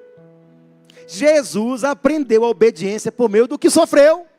É por isso que Deus quer obediência e não sacrifício, porque na obediência já consta o sacrifício. Porque obedecer a Deus em situações que te fazem sofrer, meu irmão, é compromisso. E Tiago está falando da inveja amargurada como evidência da falsa sabedoria. Depois ele fala de um sentimento faccioso. E esse sentimento faccioso são aquelas briguinhas, aquelas feridinhas que acontecem dentro da igreja. Aquelas brigas de cargos. É só você ler nesse capítulo 3, o versículo 1 e 2. Tem gente que deseja cargos melhores na igreja. E começa a ficar brigando por conta disso. Irmãos, a gente está falando de coisas de igreja, dentro de igreja. As pessoas, eu não gosto muito quando alguém fala, olha, estuprou, era pedófilo, e ainda era padre. E ainda era pai de santo, e ainda era pastor. As pessoas ficam querendo ligar caráter a crenças. Meu irmão, onde tem ser humano, possíveis falhas ali, pecados serão manifestos, problemas de caráter moral vai acontecer ali. Seja ele católico, seja crente, seja espírita, seja o que for. Mau caráter tem em qualquer lugar. E o evangelho é para essas pessoas. O evangelho é para essas pessoas. Eu não vinculo crenças à questão de caráter. Não vinculo. Porque do jeito que tem gente de bom caráter, sem ter crença alguma, tem gente que tem crença e tem mau caráter. Vocês estão entendendo? Então não dá para vincular as coisas. E só quem não consegue separar, fica juntando tudo. Do lado de um intelectual eu viajei, e ele chegou para mim assim, você acredita nisso que você está lendo? Estava lendo a Bíblia? Eu falei, acredito sim. E aí ele ficou incomodado e chegou a fazer uma pergunta para mim. Por que todo crente é um ex-assassino, é um ex-ladrão, é um ex-gay, é um ex não sei o quê? Aí eu falei, é ex porque deixou de ser aquilo que era, uma nova criatura. Aí ele olhou assim para mim e falou, você é ex o quê? Eu falei, eu sou um ex-pecador ignorante e um atual pecador arrependido. Aí ele disse, uau, gostei dessa. Mas é isso, irmãos, você continua pecador, só que antes em trevas, agora na luz, sendo de Deus em Cristo Jesus. Tudo muda, tudo muda. Outra evidência da falsa sabedoria, mentira. Por favor, mostra para mim algo aqui que eu quero mostrar para a igreja. Um paralelismo aqui. Provérbios 6, versos 16 a 19. Evidências da falsa sabedoria. Irmãos, a sabedoria falsa é tão falsa que ela tenta copiar o mesmo escopo da sabedoria divina. Olha aí, nesse capítulo 6, verso 16, os 7 destroços da tolice, da falsa sabedoria. Estas 6 coisas o Senhor odeia, e a 7ª sua alma abomina. Agora observa bem, vai contando. Olhos altivos, língua mentirosa, mãos que derramam sangue inocente, o coração que maquina pensamentos perversos, pés que se apressam, calma aí irmão, volta lá. Pés que se apressam a correr para o mal. Agora vai. A testemunha falsa que profere mentiras, e essa 7ª, e o que semeia contendas entre irmãos. Esse texto no hebraico é curioso, porque quando a gente lê, a intenção são 6 coisas que o Senhor se aborrece, 7 que a sua alma abomina. Mas no hebraico, quando você vai ler, você entende que essa 7ª somatiza as 6 e Deus abomina todas elas. Não é aquela gota que faltava no copo para transtornar. O entendimento do sábio é dizer, essas 6 coisas o Senhor abomina, e com essa 7ª aqui, todas elas se tornam detestáveis. Estes são os 7 destroços da tolice no âmbito relacional e circunstancial no dia a dia das pessoas. Tem gente que é assim. Tem gente que é assim. Eu vivi recentemente um episódio na academia, porque a academia que eu treino agora virou meu campo missionário. O rapaz da limpeza me trancou no banheiro, orei por ele, profetizei para ele, Deus cumpriu, mandou oferta para a igreja, e agora ele diz para todo mundo lá que eu sou um profeta, que eu sou um pastor, e tem gente indo treinar, na hora que eu estou treinando, atrapalhando o meu treino, porque está me fazendo pregar para eles e orar para eles. Faço o meu cardio, o cara chorando do meu lado, e eu correndo, tendo que parar de correr para consolar o infeliz. Tem gente que chega na recepção e pergunta, o pastor já chegou? Olha, irmãos, vou ter que mudar de academia? Não, eu quero glorificar Jesus onde eu estou. Aí a minha esposa chega em casa, meu treino é a manhã inteira. Meu filho diz, meu pai vai para a igreja, meu pai vai para a academia 8 da manhã, volta 1 da tarde. E é verdade. Meu treino dura 2 horas, 2 horas e meia, e o restante do tempo é pregando o evangelho. Falando de Jesus para o personal, para algum colega que chegou perto ali, que me isola para o canto. Colega, sabe o que aconteceu? Eu falei, minha filha, não sei não. Você quer saber? Eu falei, deixa eu ver se eu tenho tempo. Numa dessas eu estou lá treinando. É o infeliz compridão, mais alto que eu, que tem a síndrome do Johnny Bravo. Peitoralzão, a perna canelinha fina. Só cresceu em cima, não cresce para baixo, não sei porquê. E modéstia à parte, Deus me deu umas panturrilhas. Sou feio de cara, mas a panturrilha é bonitinha. Aí eu tô lá, irmãos, treinando. O camarada encrespou que eu estava encarando ele, irmãos. E você sabe que bandido não gosta de ser encarado, né? Bandido não gosta de ser encarado. Você encarou um bandido, já parte para cima. O cara é tão devedor que qualquer olhar acusa ele. Mas eu não estava olhando para esse camarada, não. Estava treinando, e ele cismou que eu estava olhando para ele, chegou assim, meteu o dedão em cima, me xingou dos piores palavrões, e salivando assim de raiva em cima de mim. E eu falei, qual o seu problema? Ele, você é o meu problema. Eu falei, camarada, você quer aparecer, coloca a melancia na cabeça, seu palhaço. Eu escutando o Cláudio Duarte pregando no meu fone, e o cara me esbravejando aos xingos. Aí eu falei, deixa de ser moleque, seja homem, rapaz. Homem conversa, então vamos lá fora conversar. Eu falei, não, isso é moleque que faz. Homem conversa. Saí daquele aparelho, fui para o outro, e o cara chegou também em cima. Aí o supervisor da academia e o personal afastaram ele de mim, mandaram ele embora e deixaram eu concluir o meu treino, porque eu promovi paz. E eu pensei, meu Deus, será que eu dei mau testemunho aqui? Será que eu compliquei o nome de Jesus? E fui para casa. Esse é o toque da trombeta? Oh, confirmação. Não é? Irmão, eu falei, será que eu compliquei a minha fé aqui? Será que eu compliquei o nome de Jesus? Sujei a minha história aqui nesse lugar? No dia seguinte, assim que eu cheguei, o supervisor me chamou e disse, olha, as pessoas que estavam em volta vieram trazer depoimentos, todas elas defendendo você, dizendo que você foi calmo, você foi equilibrado e que você não criou situação nenhuma. E a gente quer agradecer por você ter cooperado com a harmonia da academia, com o bom andamento dos treinos e tudo mais. E aquele casal, a gente está dando um jeito neles. Uma colega chegou para mim e disse, parabéns pela sua mansidão, pelo seu controle. E eu fui ouvindo aquelas coisas e comecei a querer falar em línguas, irmãos, na academia. Fiquei feliz, porque sabedoria é isso. É você mostrar Jesus em qualquer situação, seja ela mais constrangedora. O cara te xingando, falando um monte, todo mundo olhando, ele gritando, e você, ai meu Deus, o que está acontecendo, meu pai? Tanto que eu fujo disso. E os demônios ali, o camarada salivando com o olho duro em cima de você. Falei, esse camarada está endemoniado mesmo. Mas Jesus está em você para promover a paz. Hoje pela manhã eu falei que sabedoria, meu irmão, não é morder a canela do cachorro. Quem estava aqui, quem lembra da canela do cachorro que eu falei? Eu não sei se eu explico para esse pessoal agora. Assista a pregação depois, você vai entender da canela do cachorro. Não devolva a ofensa, meu irmão. Se o cachorro morder a sua perna, não morda a perna do cachorro. Você é superior ao cachorro. Você é superior àquele que está te ofendendo. Quando você quer pagar o mal por mal, você está se nivelando naquele que te ofendeu. Agora vamos lá, querida, por favor, do mídia.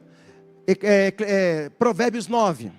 E depois Tiago 3, 17 e 18. E aqui eu fecho tudo para orar com vocês. Eu estou resumindo tudo já, porque o tempo já acabou e eu quero orar com vocês. E tem coisas muito interessantes para serem compartilhadas daqui a pouquinho, da parte de Deus. Palavras bem dirigidas. Eu já estou cheio do que precisa ser dito aqui. Mas olha, a sabedoria já edificou a sua casa. O que é que ela fez? Já lavrou as suas 7. Agora você vai ler o capítulo 9 inteiro de Provérbios e não vai encontrar uma coluna aí. Porque sabe onde elas estão? Em Tiago, no capítulo 3, versos 17 e 18. Eclesiastes 9:1 diz, a sabedoria já edificou a sua casa, lavrou as suas 7 colunas. E cada coluna dessa é uma profecia que eu quero trazer sobre a sua vida, para que ela se torne casa de sabedoria, onde Deus, através da sua casa, manifeste a justiça e promova frutos de paz e justiça. Vamos lá. Tiago 3, versos 17 e 18. Olha onde estão as 7 colunas da sabedoria. E todas elas, irmãos, os sábios, os eruditos costumam dizer que esse capítulo de Tiago, o livro de Tiago, é todo basificado no Sermão da Montanha. Se você ler a pregação de Jesus nos capítulos 5, 6 e 7 de Mateus, você vai ver que boa parte do que Tiago está dizendo aqui reflete o Sermão da Montanha.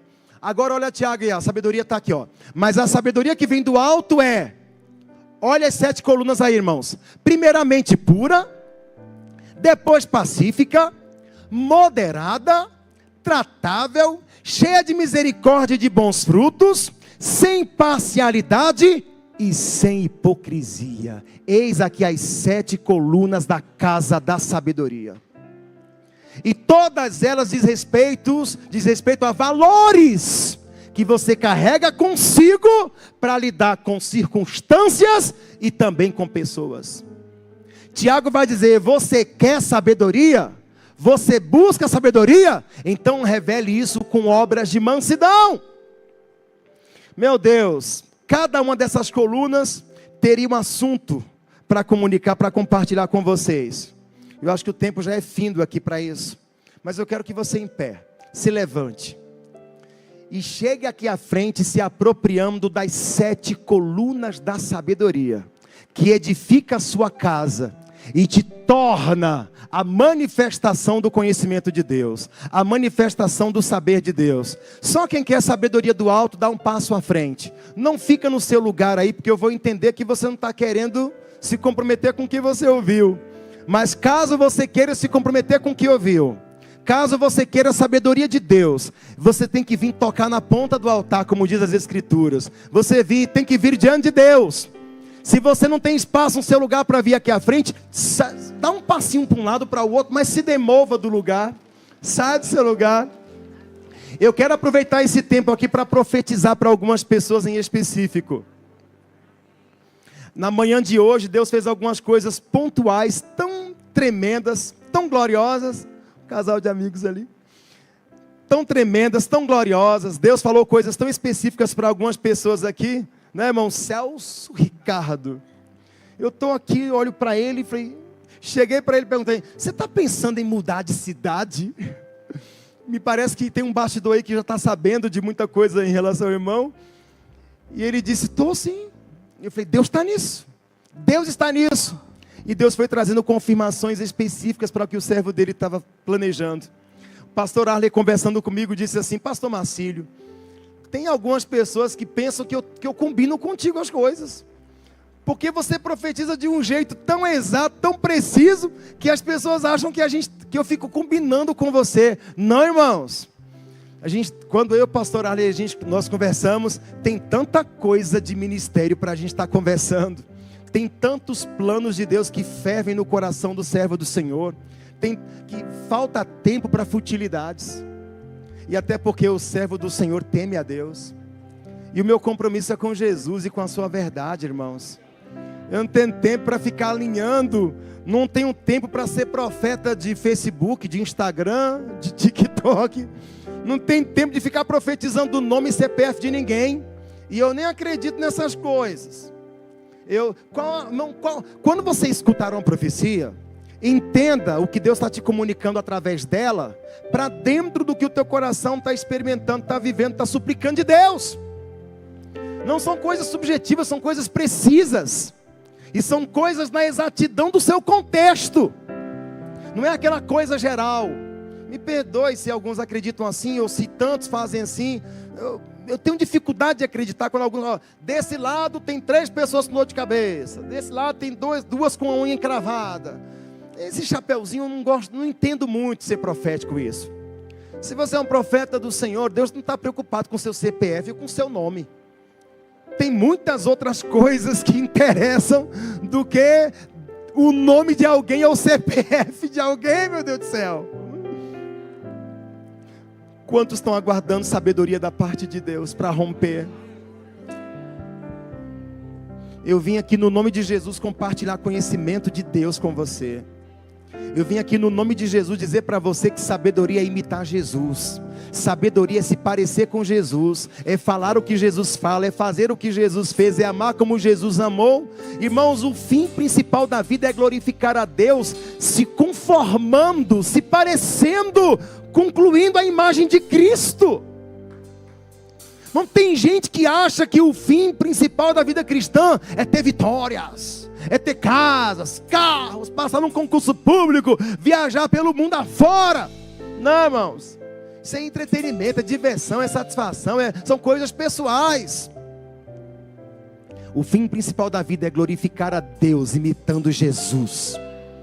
É glorificar a Deus imitando Jesus.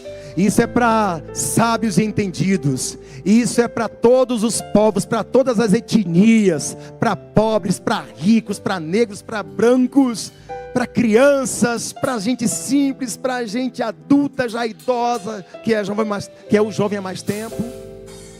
Glória a Deus. Pastor Arley, levanta sua mão assim para mim, queridão. A minha esposa costuma dizer que tem gente que é boa para profetização.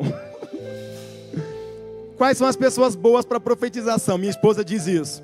São aquelas que a gente acaba de profetizar e daqui a pouco acontece, daqui a pouco cumpre. Ah, fulano é boa de ouvir profecias. Eu estou escutando, tem 10 anos que eu espero a mesma coisa, 10 anos que eu espero a mesma coisa e não se cumpriu ainda. Eu vou te falar, mas me parece que quando você vai ficando habilidoso no dom profético, Deus vai falando coisas a curto, médios e longos prazos, não é?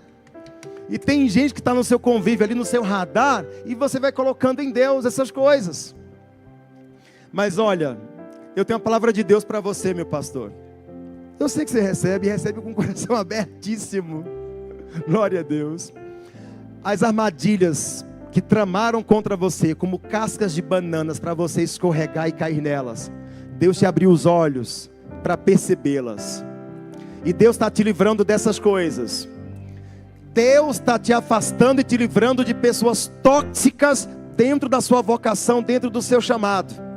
Não precisa lamentar quem se foi. Celebre a chegada de quem está chegando.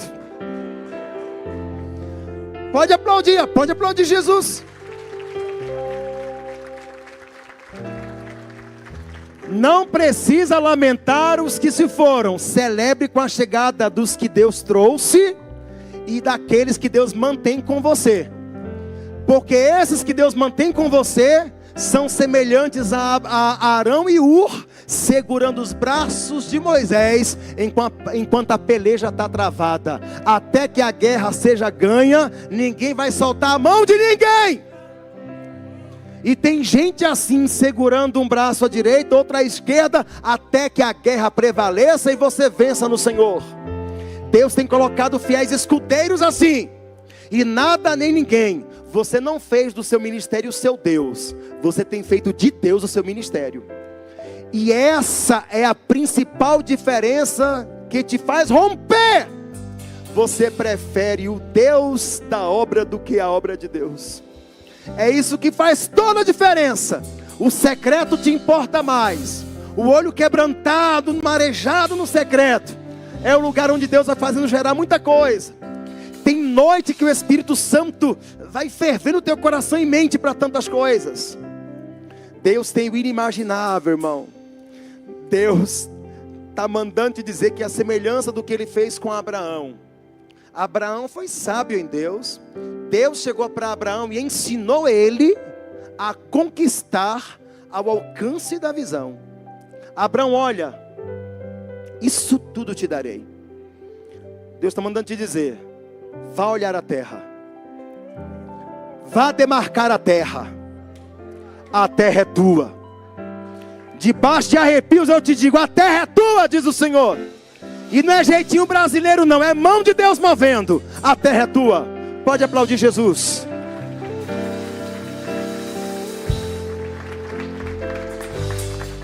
Pode tocar, essa mesmo.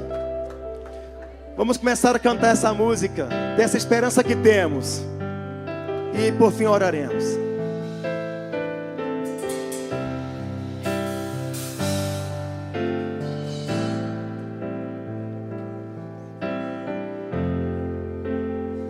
Aleluia. Além do rio azul, é o fim de tudo, meus irmãos. A rua são de ouro, as ruas são de ouro e de cristal. Ali tudo é vida, ali tudo é paz. Morte e choro, nunca mais. Tristeza e dor, nunca mais. Além do rio canta, povo de Deus. As ruas são de ouro e de cristais, é a nossa esperança. Ali tudo é vida, ali tudo é paz, morte e choro, nunca mais, tristeza e dor, nunca mais.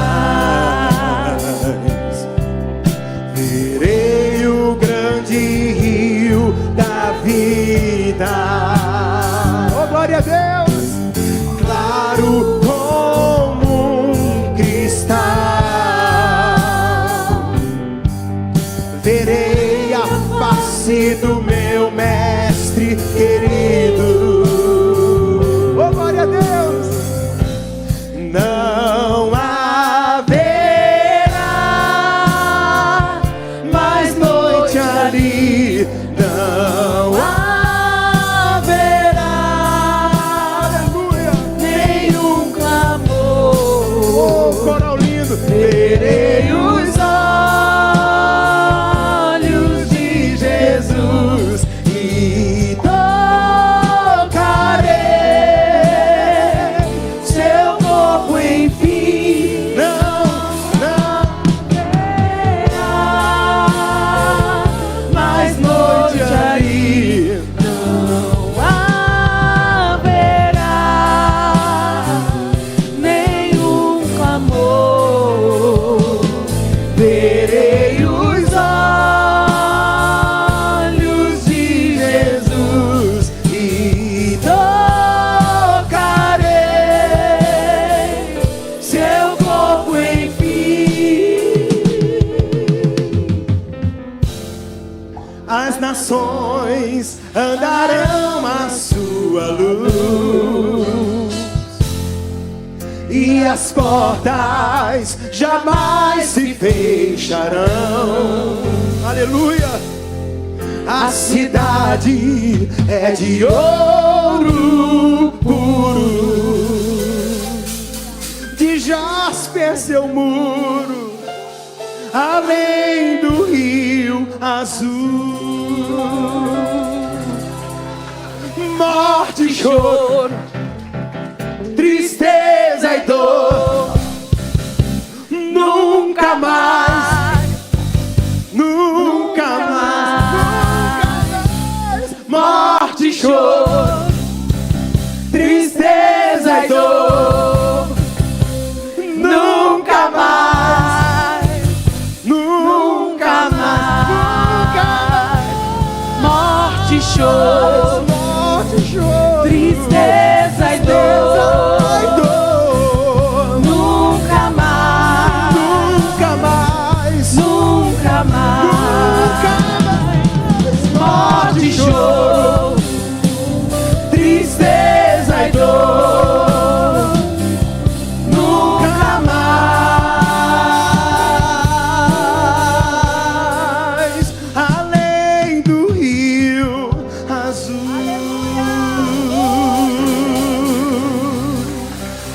Oh, glória a Deus!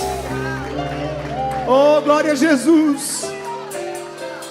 Quantos querem sabedoria para se relacionar melhor, para lidar com os negócios, para explorar as potencialidades de Deus no seu dom vocacional? Eu quero profetizar a sabedoria de Deus para a sua vida em todas as áreas que você tem sofrido engasgos, todas as áreas em que você se sente embaraçado. Eu profetizo, eu chamo a existência a sabedoria de Deus para lidar com esse problema seu aí. No nome de Jesus, sabedoria para se demover desses lugares de manipulação, de controle, de dominação. No nome de Jesus, sabedoria para lidar com a sua procrastinação. Você sabe o que tem que fazer e não faz, e se sente atrasado, perdido no tempo. No nome de Jesus, eu quero trazer alinhamento de tempo e propósitos para a tua vida. No nome de Jesus, você vai encaixar os pés no que Deus tem para você e vai dar passos firmes na direção do Senhor. Eu chamo a existência no nome de Jesus sabedoria para abrir os olhos do seu entendimento. Sabedoria para sentar na cadeira que Deus quer que você se sente para ser honrado. Eu quero profetizar aqui cadeiras de concursos públicos para pessoas. Gente que está estudando e até agora tem tido dificuldades para isso, mas tem estudado e se esforçado. No nome de Jesus, Deus contemplou você, Deus olhou para você e preparou a cadeira para você. Teu nome vai sair no diário oficial. Você será chamado, convocado e vai ocupar o teu lugar. Sabedoria de Deus para romper os seus limites, para romper os seus embaraços, para sair de seus marasmos, para sair de processos de letargias. Ei! Sabedoria para compor músicas, sabedoria para escrever livros, sabedoria para viver uma vida de intercessão inteligente, criativa. Sabedoria para ser um apologeta, um pregador do Evangelho, para ser o melhor dentista, o melhor médico. Sabedoria para ser o melhor profissional na sua área, no nome de Jesus. Sabedoria para empreender e prosperar e dar aulas nisso, no nome de Jesus. Sabedoria para ser o melhor músico, para sabedoria para ser um engenheiro de som, para ser o melhor no que você pode fazer. Você não precisa ficar no nível que você está. Deus tem um nível maior para você alcançar. Deus tem águas mais profundas para você mergulhar. Deus tem revelações mais elevadas para você chegar nelas. Deus tem alturas mais altas para você voar até elas.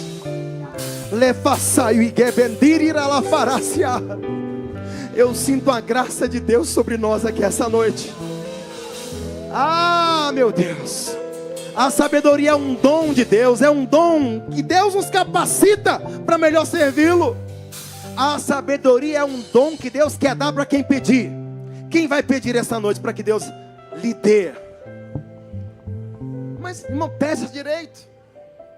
Quando o mendigo chega para você e fala: pelo amor de Deus, me ajude, e o grito é de desespero, e tem lágrimas nos olhos, e tem a barriga seca na fome, não é convincente?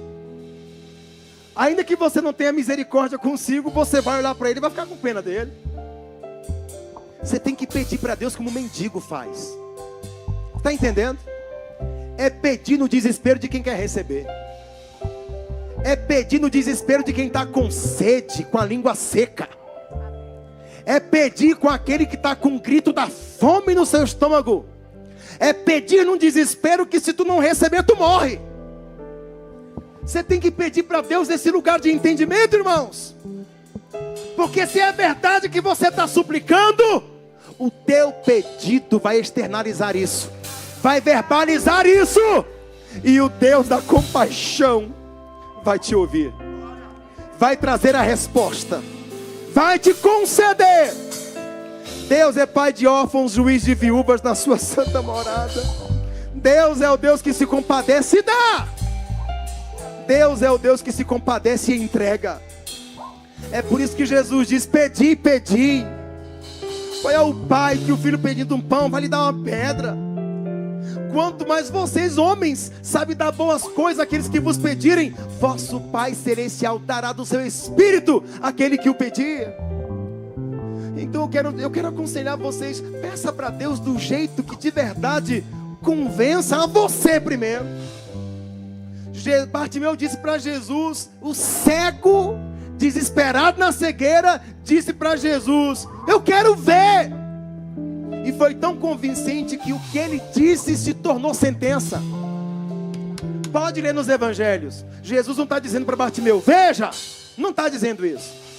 Bartimeu o que diz? Jesus diz: o que você quer que eu te faça? E ele diz o que quer que Jesus fizesse por ele. Eu quero ver. Ele: Estou vendo, estou vendo. Jesus disse, a tua fé fez isso. Jesus é um facilitador da fé, irmãos. Você está entendendo o que eu estou falando? Você chega dizendo eu quero, passa por Jesus a liberação e a sentença está na sua boca. Você diz eu quero e Jesus olha para você e diz eu concordo. O milagre acontece.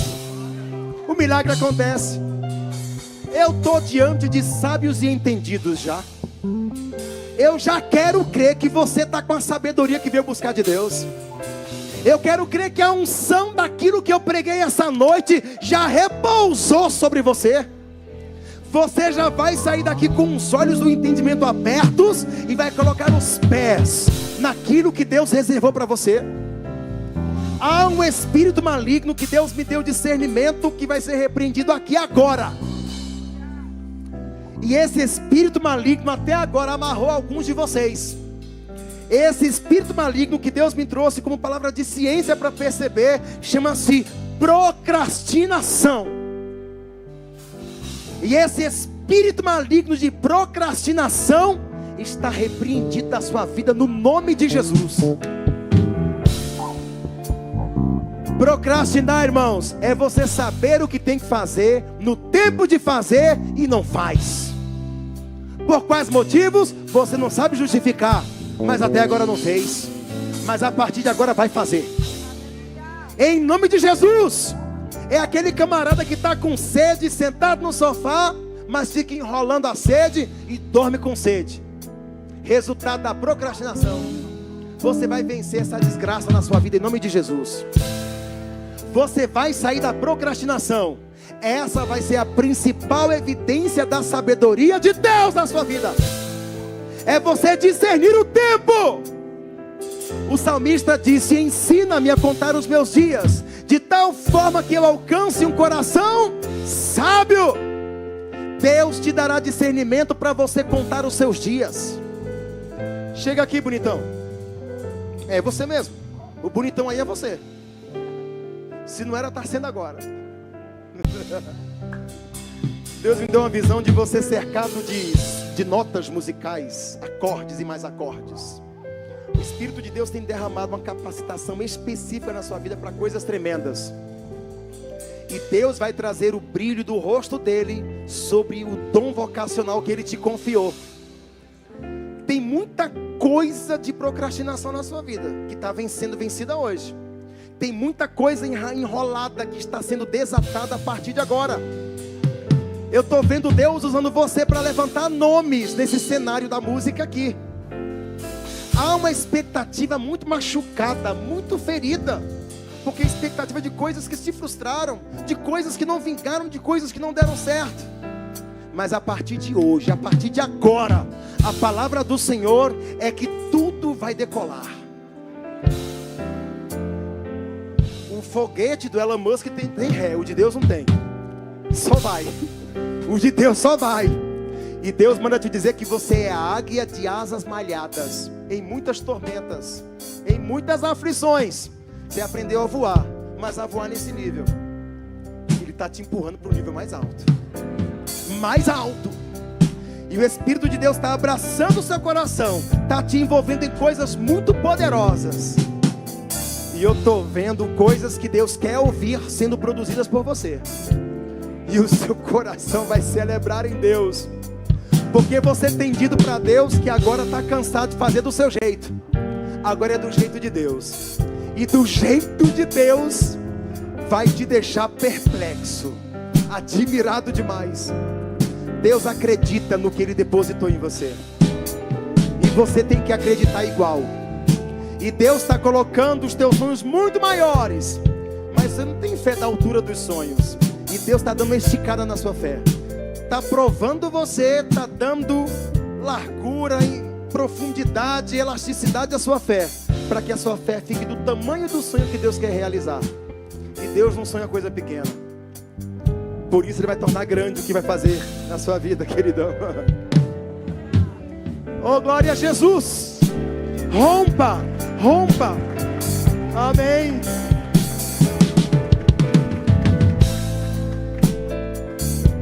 Não foi combinado com o pastor Arley isso, viu?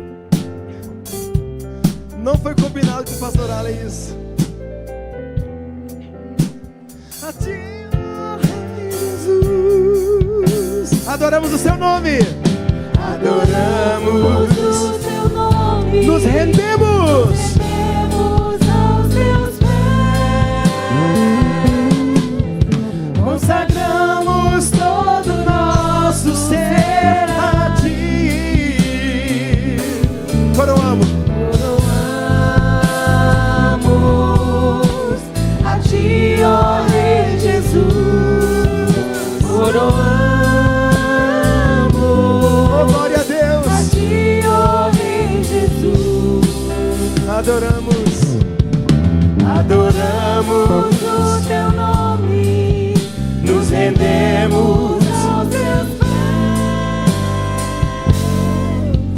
Consagramos todo o nosso ser a ti. Aleluia. No nome de Jesus, eu oro por cada piedoso que está aqui diante de ti, Senhor. Cada servo de Deus, cada serva de Deus. Eu oro agora por cada músico, por cada pessoa do vocal aqui, Deus, trazendo sabedoria da parte de Deus sobre a vida delas. Oh, glória a Jesus. Oh, glória a Jesus. Raquel Guerreiro ali, Raquel Guerreiro. Nome profético, hein? Raquel Chaves Guerreiro. Abrindo portas, enfrentando guerras e vencendo. Glória a Deus. Deus me mostrava a ligeireza das corças nos seus pés. E o Espírito de Deus tem colocado no seu coração o bom anseio, a boa busca, aquela expectativa. Deus tem gerado uma expectativa de fé no seu coração para supri-la e para ir além de suprir expectativas. Deus está criando expectativas em você e vai te suprir além dessas expectativas. Tem lágrimas esperadas, tem indagações teimosas diante de Deus, tem lágrimas apaixonadas de adoração, tem uma urgência do eterno dentro de você, tem um choro, um gemido missionário aí dentro do teu coração. E você está olhando para o mundo. Deus tem te dado uma visão de mundo muito diferente e muito madura. Você está tão apaixonada por Jesus que você vê Jesus até onde ele não está sendo mostrado. É porque tudo é puro aos olhos puros. E eu estou te falando isso tudo porque o Espírito de Deus está mandando te dizer que é tempo de subir de nível. E para subir de nível, tem os perseguidores. Deus envia aqueles que vão servir de promoção. Golias promoveu Davi. O bastidor é Deus agindo e Deus faz para promover. Deus está fazendo algo do tipo. Tem uma nova configuração de Deus aí. Nós desatados. Eu estou vendo o seu nome na capa de um livro e ligado aos nomes de outras pessoas também. É como se um livro fosse escrito e você, determinado capítulo, tivesse a responsabilidade de escrever aquilo. Todo mundo escrevendo e lá está o seu nome junto, porque tu terá escrito sobre algo também. Deus está te tornando especialista em algo que você não está percebendo direito, mas agora os teus olhos estão abertos para perceber que é sempre nessa linha que Ele está encaminhando você. Olha como Deus está fazendo. E Deus está te confiando sabedoria para romper com a procrastinação. Irmãos, eu estou percebendo que o inimigo da sabedoria é a procrastinação. Você tem que dar um tiro nisso. Tem que pisar nisso. Em nome de Jesus. Rompa, Raquel. Deus manda te fazer isso. Rompa. Essa é uma palavra profética que Deus está trazendo no meu coração para você essa noite. Você vai romper. Você vai romper. Você será demovido do lugar em que está para o lugar que Deus quer que você esteja. Você não vai permanecer aonde você está. Deus não quer que você esteja onde você está. E a partir de hoje você vai se demover em direção ao lugar que Deus quer que você esteja. Você vai viver a boa, perfeita e agradável vontade de Deus para a sua vida. Eu disse boa, agradável e perfeita vontade de Deus para a sua vida. Você vai dar as costas para as suas configurações e vai adentrar a uma outra atmosfera, a um outro território. Oh, la façaru gebendirira la faracia.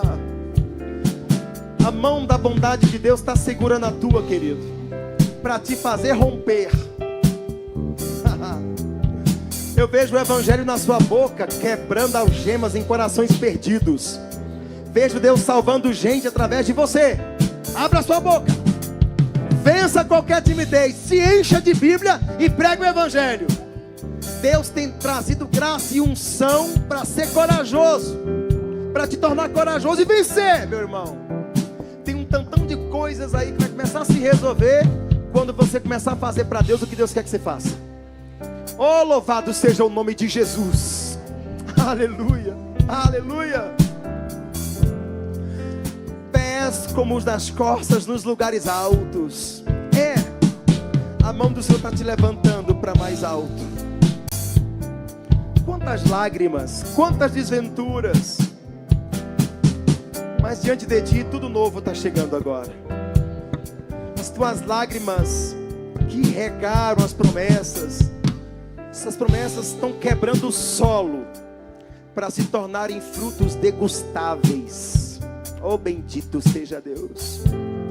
Eu estou vendo Deus dando colo para a sua alma aflita. Tentaram tornar a tua vida preto e branco, mas Deus está trazendo colorido para a sua história. Que obra linda que Deus está fazendo. E Deus está proibindo você de olhar para trás e achar que os dias melhores já passaram, porque os melhores dias estão por vir. E eles começam agora para você.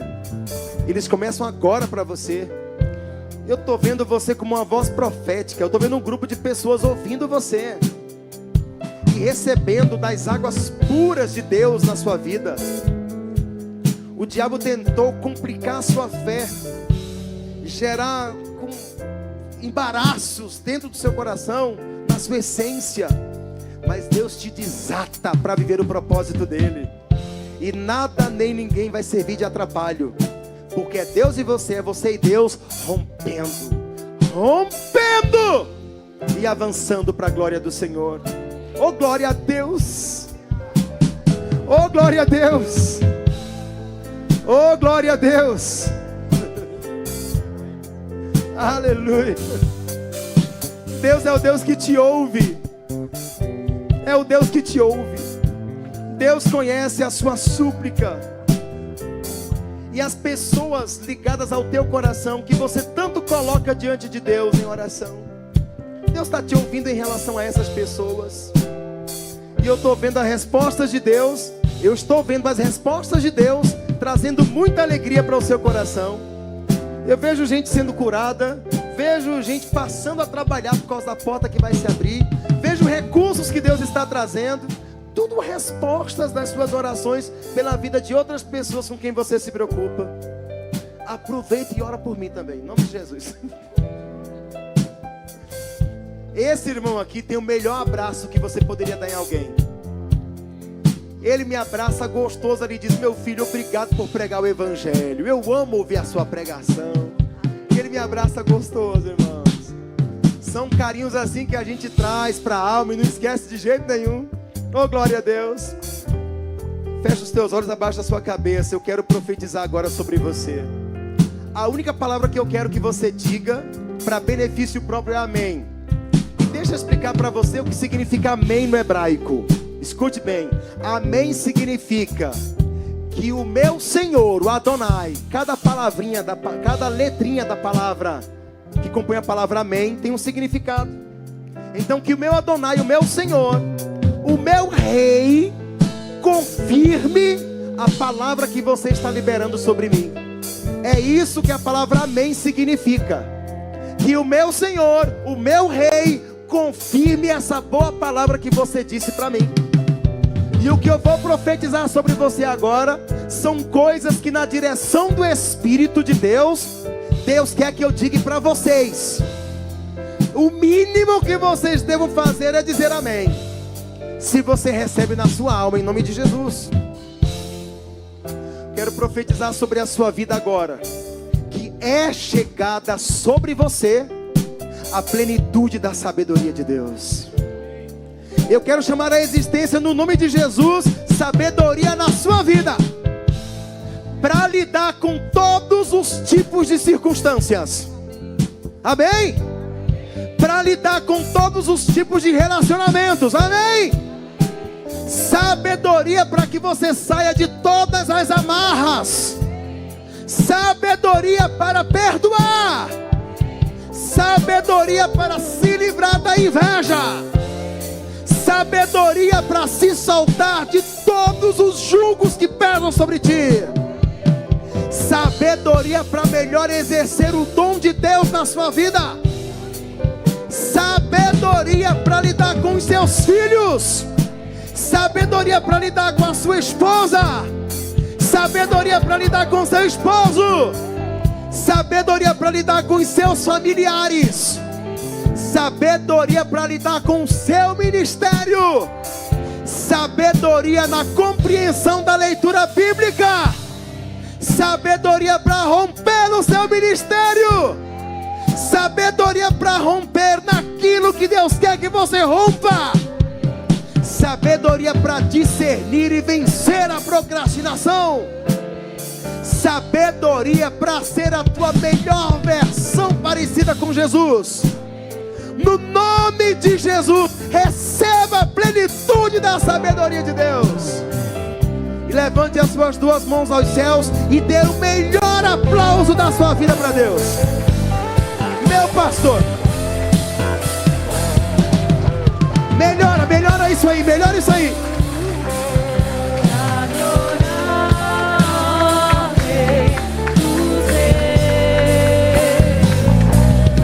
Eu nasci. O Senhor é digno, o Senhor é digno.